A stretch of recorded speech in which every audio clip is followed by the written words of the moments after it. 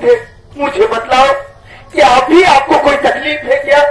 आपको कोई तकलीफ है तो अपने इस छोटे भाई रमेश से बतलाओ। मैं किसी अच्छे डॉक्टर के पास जाकर आपके लिए दवा ले रहा हूँ। दीदी बोलो। क्या बताओ रमेश भैया, जब सी अस्पताल से आई हूँ ना जाने मुझे क्यों चक्कर आ जाए भैया। ये आप क्या कह रही है दीदी? आपको चक्कर आ रहा है? हाँ भैया। क्या करोगी दीदी? जहर इतना खतरनाक था कि वो पूरी तरह से आपके शरीर में फैल चुका था। ये तो ऊपर वाले मालिक की कृपा हुई कि डॉक्टरों ने आपकी जान को बचा लिया। और ये मेरा नसीब है कि आज मेरी दीदी मेरी नजरों के सामने खड़ी है। कितना कीजिए दीदी, धीरे धीरे सब कुछ ठीक हो जाएगा। जो बात तू समझ रहा है भैया वो बात नहीं है। बात ये भैया, आज मुझे 3 दिन हो गया खाना खाए हुए मुन्ना। चलने फिरने से ऐसा लग रहा है कि मैं एक कदम भी नहीं आगे बढ़ पाऊंगी। तुम्हारी मेरी जान निकल जा रही भैया। मैं भूख प्यास से तड़प रही हूँ और तेरे सामने मैं हाथ जोड़ के भीख मांग रही हूँ। आज इस बैठ ऊपर उपकार करते भैया एक रोटी की तरह से खिला।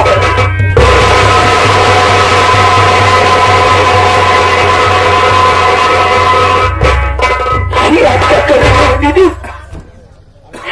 आप मेरे सामने हाथ जोड़ रही है? नहीं दीदी नहीं।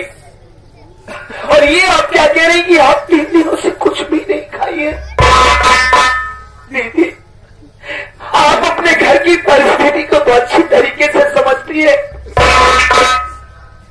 जान रही है कि हमारे पास एक पैसा नहीं है, घर में खाने के लिए अन्न का एक दाना, ऊपर से भैया भाभी का भी कोई पता नहीं कि वो लोग छोड़कर कहाँ चले गए। तो आप ही बताओ दीदी कि मैं आपके लिए रोटी का इंतजाम कहाँ से करूँ?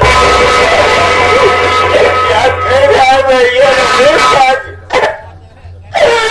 जरा सोच भैया इसकी तेरी कलाई में मैं राखी बांधा करती थी सर पे हाथ रख के कसम करता था भैया कि मैं तेरे ऊपर कोई मुसीबत नहीं आने दूंगा। आज ये रोटी की बात तुझसे कही तो साफ इनकार कर दे रहा भैया। तो ये उपकार करने में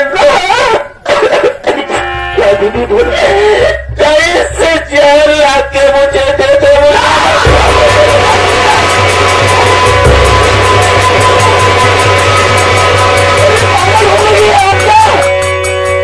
कैसे बातें कर रही है दीदी? आपने ये कैसे सोच लिया कि ये तुम्हारा रमेश भैया तुम्हारा पेट नहीं भर सकता है? अरे इस दुनिया में अभी ये तेरा रमेश भैया जिंदा है। मैं तेरी हर इच्छा को जरूर पूरी करूंगा दीदी। इसी वक्त जा रहा हूँ गांव में बस्ती में भैया बाबू लोगों के सामने अपना हाथ फैलाकर उनसे रात के लिए रोटी की भिक्षा मांगूंगा दीदी। और रोटी लाकर मैं आपको जरूर खिलाऊंगा। क्यों रोती है आप? हमारे सब दिन ऐसे नहीं रहेंगे दीदी। देख लेना हमारी खुशियां एक नया दिन हमारे घर फिर से वापस आएगी। आगे हमारे सम्मानित वही आगे हमारे बहुत विश्वकर्मा साहब भगवा पौन भक्ति से 21 रुपये कर का हुआ है। हमारी पार्टी हार्दिक स्वागत अभिनंदन करती है।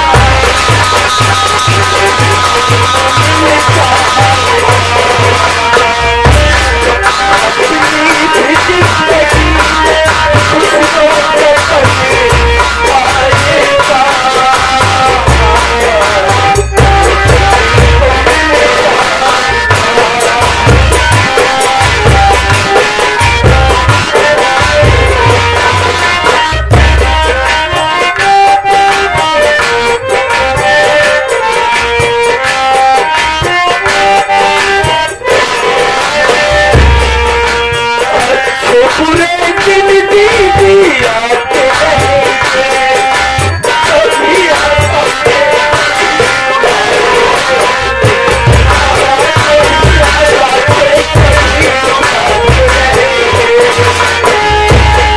यही बात याद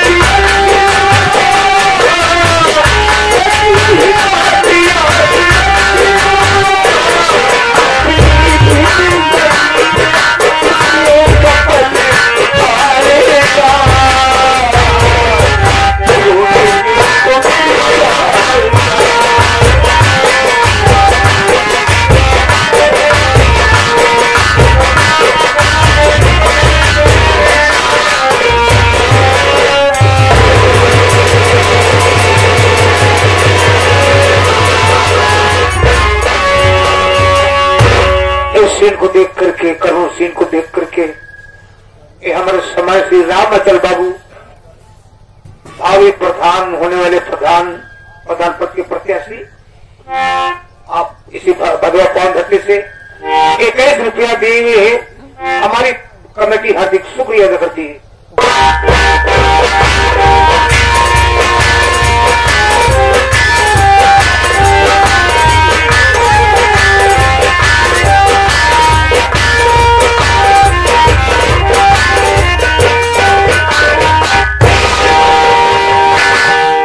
क्या देख रहे हो?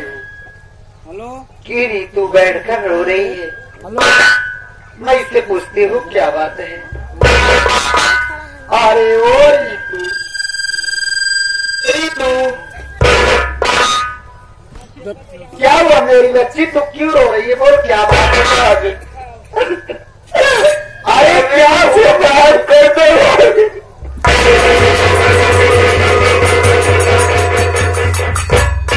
रो रही है, बोल क्या बात है? क्या बताऊं भाभी, जब से आपके साथ छोड़ के मैं चली आई भैया के साथ, दिन के दिन में ठोकर खाती रही। आज ऐसा दिन आया भाभी, आज मुझे 3 दिन हो गया खाना खाए हुए। मैं भूख प्यास से तड़प रही हूँ भाभी। मेरा भाई रमेश मेरे लिए घर में गया है रोटी मांगने के लिए भाभी। मैं बैठ कर मुन्ना का इंतजार कर रही हूँ। तो प्यास से तड़प रही है, देख रही तू, अब जरा से भी चिंता मत कर, तेरी भाभी आ गई है, तेरा दुख दूर हो जाएगा। मैं तेरे लिए खाना लेकर आई हूँ, ले और खाना खाकर अपनी भूख मिटा ले। पकड़ पगली, सोच मत, मैं तेरी भाभी हूँ, तेरी दिक्कत मैं देख नहीं पाई इसलिए मैं तेरे लिए खाना लेकर। या हमारी बिटिया खाए ना तू खाना?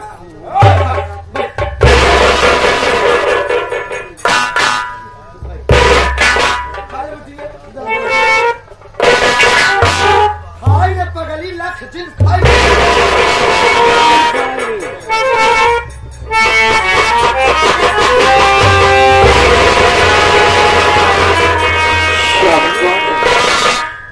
मैं क्या देख रही हूँ, इस खाने में जैसे जहर मिला हुआ। ये रोटी काली पड़ गई है, मैं खाना खाऊंगी तो मर जाऊंगी ना, ये खाना नहीं खाऊंगी। भाभी से माफी मांग लेते हो, मैं खाना नहीं खा पाऊंगी भाभी। भाभी मुझे माफ करना भाभी, मैं आपके खाने को नहीं खा पाऊंगी भाभी।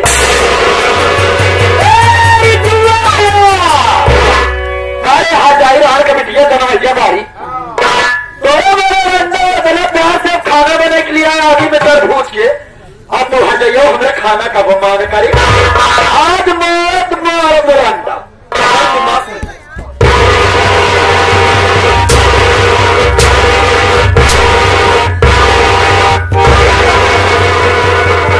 कैसे भाग अपमान करे। ले लिब्रांडी।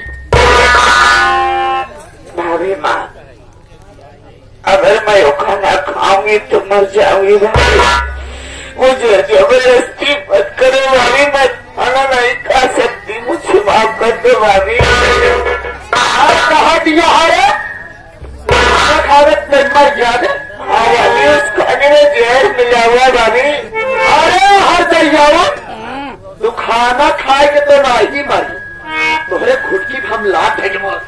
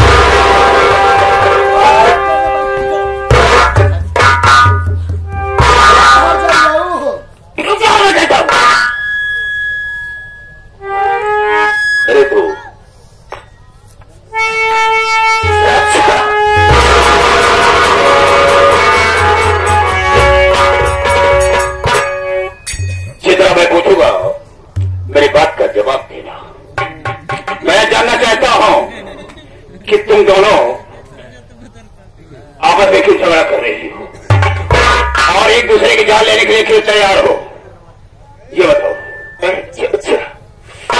मैं भाभी से झगड़ा नहीं कर रही थी चाचा, ये हो क्या रहा था? मैं वो प्यासी तड़प रही थी, तभी मेरे पास आई भाभी रोटी लेके। तू वो प्यासी तड़प रही है, पहले तू खाना खा ले। चाचा जी, मैं भाभी की बात मानकर बैठ गई थी लिए, तो क्या हुआ? लेकिन चाचा, मैं उस खाने में क्या देख रही हूँ? क्या देखा? उस रोटी में कालापन आ गया था चाचा। मुझे लगा कि उस खाने में तो जहर मिला हुआ है, अगर मैं वो खाना खाऊंगी तो मर जाऊंगी। चाचा, मैं भाभी से बोली कि भाभी मैं खाना नहीं खाऊंगी, उस खाने में जहर मिला हुआ है। तो भाभी मुझे मार मार के जबरदस्ती वो खाना खिलाना चाहती है। भाभी से मेरी जान बचाओ चाचा, मैं आपकी पाँव पड़ती हूँ चाचा, भाभी से बचाओ।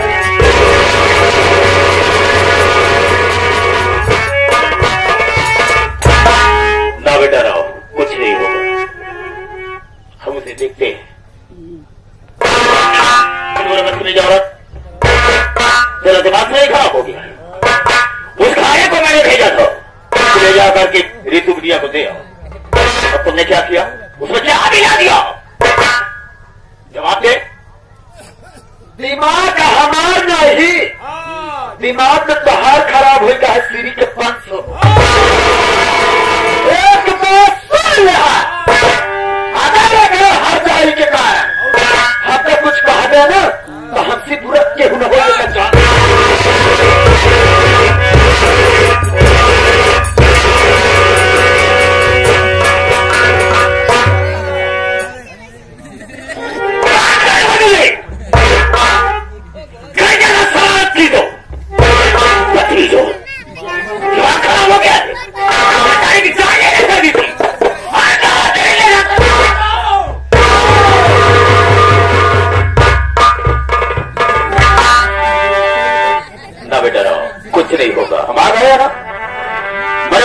दोबारा ऐसी गलती नहीं करेगी। देखो बेटा, हर एक इंसान से गलती होती है, मुझसे भी गलती हो सकती है, तुमसे भी हो सकती है, और से भी हो सकती है। गलत बहुत काम किया है उसने बहुत गलत काम किया है। बेटा देखो, ये कह दो कि खाने में कुछ नहीं मिलेगा, तो मुझे भी तसल्ली हो जाएगी। देखो नन्नत के लिए अपने मैंने क्या किया, और बेचारी हमारी ही तरफ बोल रही है। कह दो दोबारा ऐसी गलती नहीं करेगी।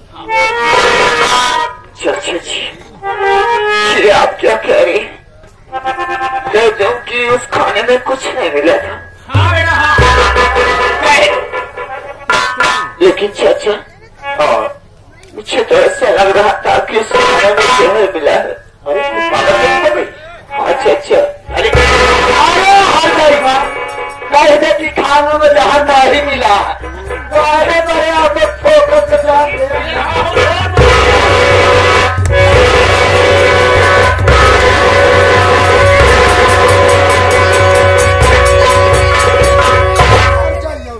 तेरी मेरी बड़ी हिम्मत कि मैं खड़ा हूँ और उसे ये बकरी खड़ी जा रही है। देखो बहुत जिद्दी है वो, जिस चीज पर आ जाती है ना तो किसी को समझते नहीं। देखो हमको भी उल्टा सीधा बोल रही है और तुम कहते बेटा कि उस खाने में कुछ नहीं मिला। नहीं चाचा, मैं झूठ नहीं बोलूंगी चाचा, खाने में जहर मिला था। मैंने कहा ना, कहने की उस खाने में जहर नहीं था और कह रही है बार बार कि उस खाने में जहर मिला था।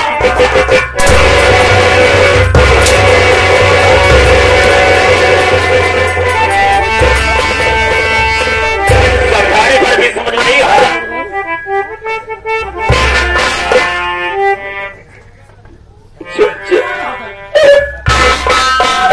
मुझे मार के क्यों क्या पाएंगे आप? मारकर क्या पाऊंगा? सकल नहीं देखा जाए तुरंत एक मार कहेगी कि नहीं कहेगी? पकड़ के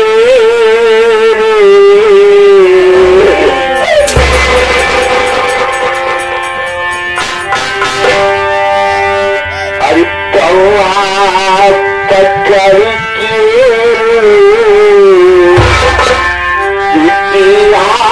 बेचारी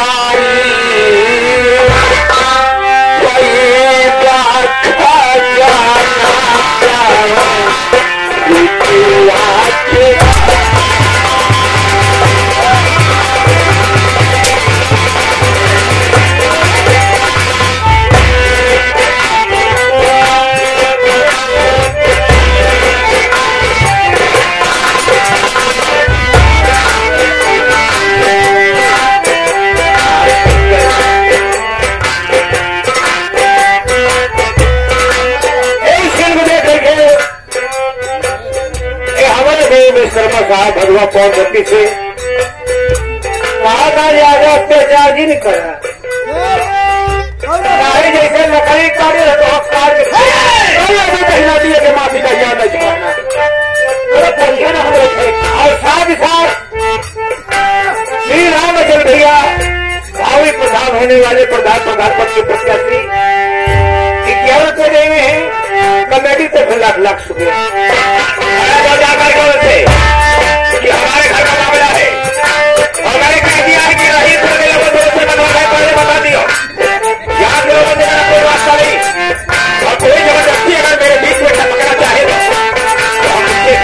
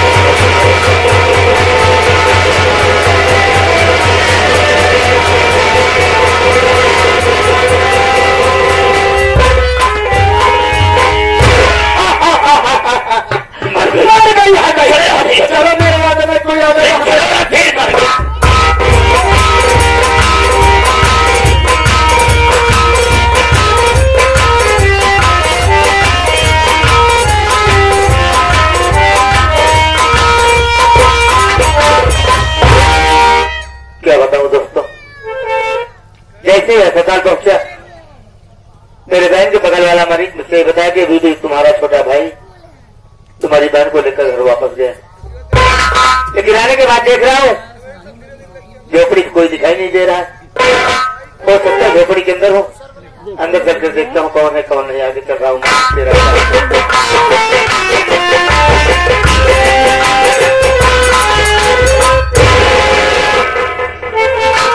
क्या देख रहा हूँ, झोपड़ी के अंदर रीतू अकेली सो रही है।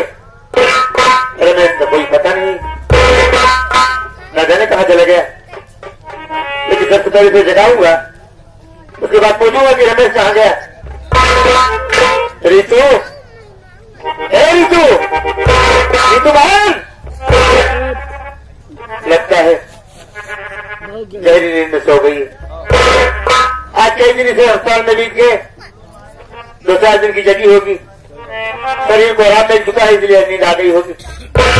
मैं हाथों से उठाता हूं, उसके बाद देखा जाएगा।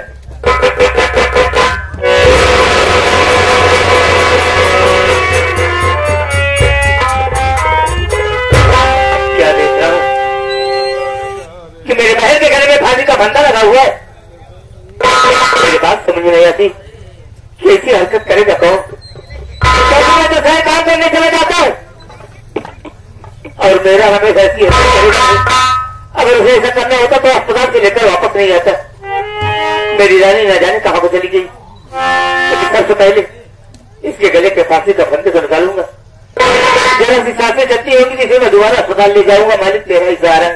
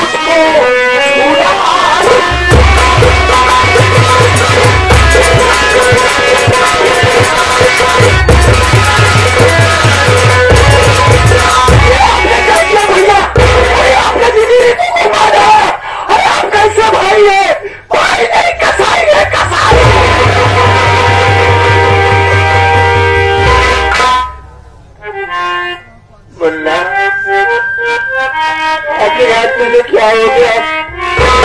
तुम्हें भाई पर भरोसा नहीं, तो मुझे बहन का हत्यारा कह रहा है। पहले मेरी बात को सुन भैया, मेरी बात को सुन।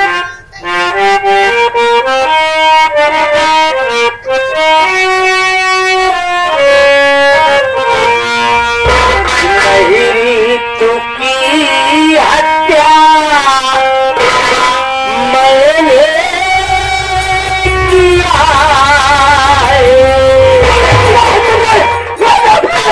देखा कि मेरी बेटी के गले में फांसी का होता लगा, उसे चाल से मार डाला। नहीं